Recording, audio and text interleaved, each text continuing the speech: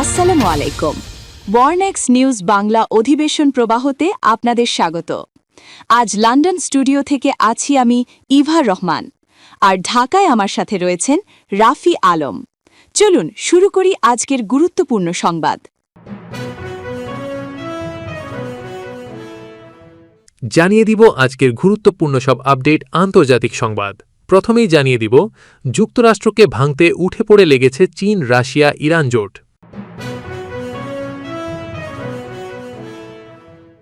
এরপর আরও জানিয়ে দিব সরাসরি আমেরিকায় আঘাত হানবে ভারতের নতুন পারমাণবিক মিসাইল।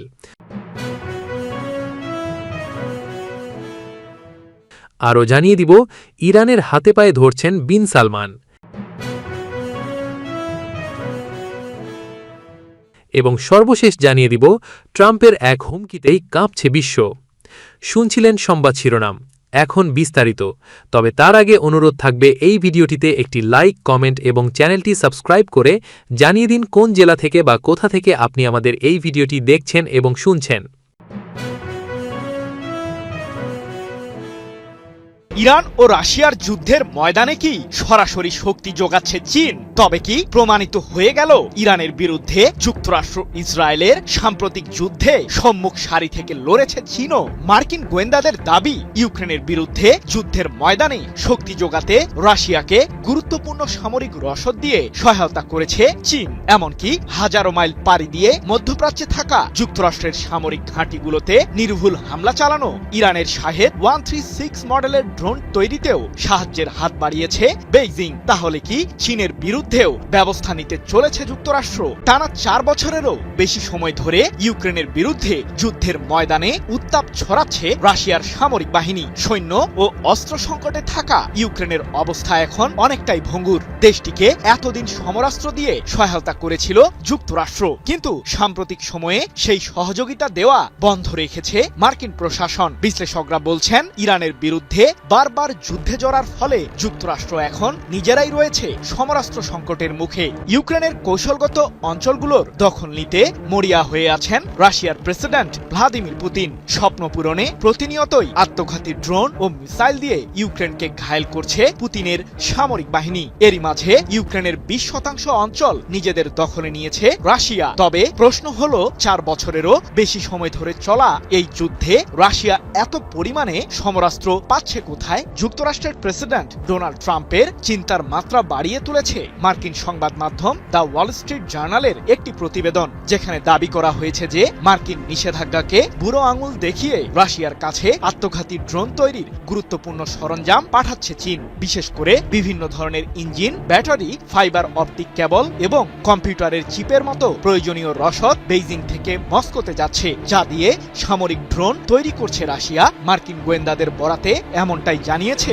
সংবাদ মাধ্যম the Wall Street journal.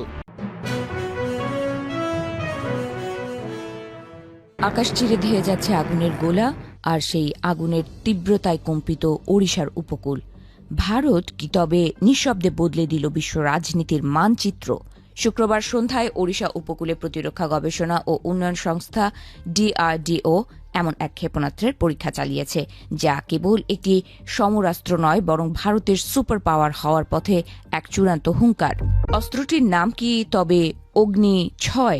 DRDO আনুষ্ঠানিকভাবে মুখ না খুললেও প্রতিরক্ষা বিশেষজ্ঞরা বলছেন এটি নিশ্চিতভাবেই একটি আন্তঃমহাদেশীয় ব্যালিস্টিক ক্ষেপণাস্ত্র। যদিও ভারত সরকার একে ট্যাকটিক্যাল অ্যাডভান্সড রেঞ্জ অগমেন্টেশনের সিস্টেম হিসেবে বর্ণনা করছে, কিন্তু এর ভেতরের শক্তি যে অনেক বেশি সংহারক তা এখন ওপেন সিক্রেট। একসময় ভারতের ক্ষেপণাস্ত্রের পাল্লা নিয়ে প্রতিবেশী দেশগুলো চিন্তিত ছিল, কিন্তু এবার আর শুধু প্রতিবেশী নয়, ভারতের লক্ষ্য এখন দিগন্তের ওপারে।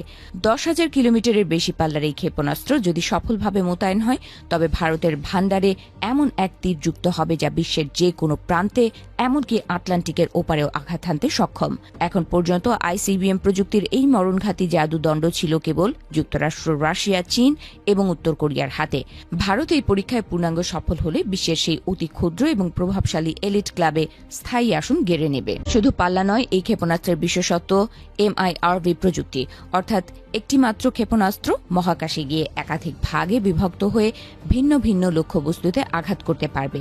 এটি ভারতের আকাশ প্রতিরক্ষা ব্যবস্থাকে করে তুলবে দুর্ভেদ্য আর শত্রুর রাডার ব্যবস্থাকে এক নিমেষেই করে দেবে অকেজো। একদিকে মার্কিন রণতরী, অন্যদিকে সৌদি আমিরাতের উদ্বিগ্ন দরবার, আর মাঝখানে তেহরান দাঁড়িয়ে আছে মাথা উঁচু করে, বুক চিতিয়ে যেন সিংহের গুহায় ঢুকে পড়া শিকারীরা এখন পালানোর পথ খুঁজছে। সংযুক্ত আরব আমিরাতের ফুজাইরা বন্দরের আকাশে হঠাৎ ড্রোনের ঝাঁক। ইরানের ক্ষেপণাস্ত্র ও ড্রোন হামলায় কাঁপল 15টি আকাশপথ। আমিরাতের বিমান প্রতিরক্ষা ব্যবস্থা 15টি ক্ষেপণাস্ত্র ও 4টি ড্রোন প্রতিহত করার চেষ্টা করল, তবু বেঁচে যাওয়া একটি ড্রোন এসে বিঁধল ফুজাইরার তেল স্থাপনায়। আগুন ধরে গেল। তেহরান কিন্তু এটিকে যুদ্ধ বলছে না, বলছে জবাব। মার্কিনীরা প্রজেক্ট ফ্রিডম নামে বাণিজ্যিক জাহাজ পাহারা দিতে হরমুজে ঢুকে পড়েছিল। ইরানের ভাষায় এটি ছিল অবৈধ অনুপ্রবেশ এবং অনুপ্রবেশকারীকে শিক্ষা দেওয়া তাদের অধিকার। ইরানি নৌবাহিনী সাফ জানালো তারা মার্কিন রণতরী লক্ষ্য করে ক্ষেপণাস্ত্র ও ড্রোন ছুড়েছে। কোনো ভনিতা নেই, কোনো লুকোচুরি নেই। মার্কিন পররাষ্ট্রমন্ত্রী মার্কো রুবিও হোয়াইট হাউসের পোডিয়ামে দাঁড়িয়ে অপারেশন এপিক ফিউরি সমাপ্তির ঘোষণা দিলেন। বললেন, আমরা লক্ষ্য অর্জন করেছি, কিন্তু কথার ফাঁকে ফাঁকে স্পষ্ট হয়ে গেল আমেরিকা আসলে গুটিয়ে নিচ্ছে তার লম্বা হাত। প্রজেক্ট ফ্রিডম চালু হওয়ার মাত্র একদিনের মাথায় ট্রাম্প সেটিও বন্ধ করে দিলেন। যে মিশন শুরু হয়েছিল হরমুজ খুলে রাখার দাবিতে, সেই মিশন শেষ হলো ইরানের আগুনের মুখে। রিয়াদের কপালে ভাঁজ। সৌদি যুবরাজ মোহাম্মদ বিন সালমান এখন দুই নৌকায় পা দিয়ে দাঁড়িয়ে। একদিকে আমিরাতের প্রতি ভ্রাতৃত্বের প্রতিশ্রুতি, আরেকদিকে তেহরানের সঙ্গে ফোনালাপ। 6 মে ইরানের পররাষ্ট্রমন্ত্রী আরাকচি চীন সফরের মাঝখানে সৌদি পররাষ্ট্রমন্ত্রী ফয়সাল বিন ফারহানকে ফোন করলেন। বেজিং এর ছায়ায় বসে রিয়াদ তেহরান কথোপকথন, এই ছবিটা নিজেই হাজার কথা বলে।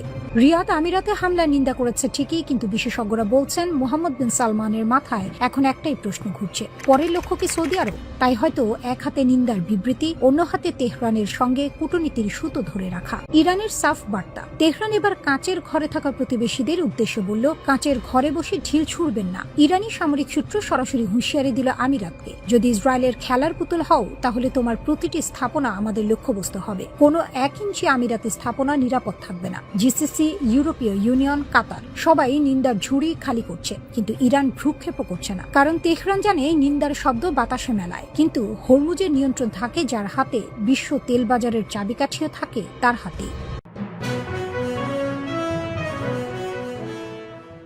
ইরানকে এক বিশাল আলোয় পরিণত করার হুমকি ট্রাম্পের। মধ্যপ্রাচ্যে কি আবারও ভয়ঙ্কর সংঘাতের কাউন্টডাউন শুরু হয়ে গেছে? হরমুজ প্রণালীতে একদিকে চলছে ক্ষেপণাস্ত্র, ড্রোন আর যুদ্ধজাহাজের সংঘাত, অন্যদিকে ভঙ্গুর এই যুদ্ধবিরতিকে দুই পক্ষই যুদ্ধবিরতি মানতেই রাজি না। আর ঠিক এই উত্তেজনার মাঝেই ডোনাল্ড ট্রাম্পের বিস্ফোরক হুমকি, ইরানে যদি যুদ্ধবিরতি না থাকে তাহলে একটা বিশাল আলো দেখবেন। মাত্র এই কয়েকটি শব্দেই নতুন করে কেঁপে উঠেছে বিশ্ব রাজনীতি। কারণ অনেক বিশ্লেষকের মতে ট্রাম্পের ওয়ান বিগ ব্লো মন্তব্য ছিল সরাসরি পারমাণবিক হামলার ইঙ্গিত। প্রশ্ন এখন একটাই, মধ্যপ্রাচ্য কি সত্যি পারমাণবিক যুদ্ধের দিকে এগোচ্ছে? ঘটনার শুরু হরমুজ প্রণালীকে ঘিরে। গত কয়েক সপ্তাহ ধরেই সেখানে মার্কিন নৌবাহিনী ও ইরানের মধ্যে উত্তেজনা বাড়ছে। বাণিজ্যিক জাহাজকে নিরাপত্তা দেওয়ার নামে আমেরিকা সেখানে সামরিক উপস্থিতি বাড়িয়েছে। অন্যদিকে ইরান বলছে হরমুজ তাদের নিয়ন্ত্রণ ছাড়া খুলবে না। এর মধ্যেই নতুন করে ড্রোন হামলা, ক্ষেপণাস্ত্র বিনিময় এবং নৌ সংঘর্ষের খবর সামনে। মার্কিন পেন্টাগনের দাবি, ইরানের ছোড়া একাধিক ড্রোন ও এন্টি শিপ মিসাইল প্রতিহত করেছে তাদের যুদ্ধজাহাজ। যদিও আঞ্চলিক বিভিন্ন সূত্র বলছে কমপক্ষে একটি জাহাজ ক্ষতিগ্রস্ত হয়েছে। অন্যদিকে ইরানের অভিযোগ, যুদ্ধবিরতির কথা বললেও আমেরিকা এখনও ইরানের আশেপাশে নজরদারি ও সামরিক চাপ অব্যাহত রেখেছে। আর ঠিক তখনই সাংবাদিকদের সামনে ট্রাম্পের সেই মন্তব্য, যদি যুদ্ধবিরতি না থাকে তাহলে ইরান থেকে একটা বিশাল আলো বের হতে দেখবেন। এই মন্তব্য ঘিরেই শুরু হয়েছে তীব্র বিতর্ক, কারণ আন্তর্জাতিক কূটনৈতিক মহলের বড় অংশ মনে করছে এটি ছিল পারমাণবিক শক্তি ব্যবহারের এক ধরনের পরোক্ষ হুমকি। পরে অবশ্য হোয়াইট হাউসের কর্মকর্তারা পরিস্থিতি সামাল দেওয়ার চেষ্টা করেন। তাদের দাবি, ট্রাম্প আসলে আমেরিকার সামরিক শক্তির কথাই বলেছেন, পারমাণবিক অস্ত্রের কথা নয়। কিন্তু ততক্ষণে পরিস্থিতি আরো উত্তপ্ত হয়ে গেছে।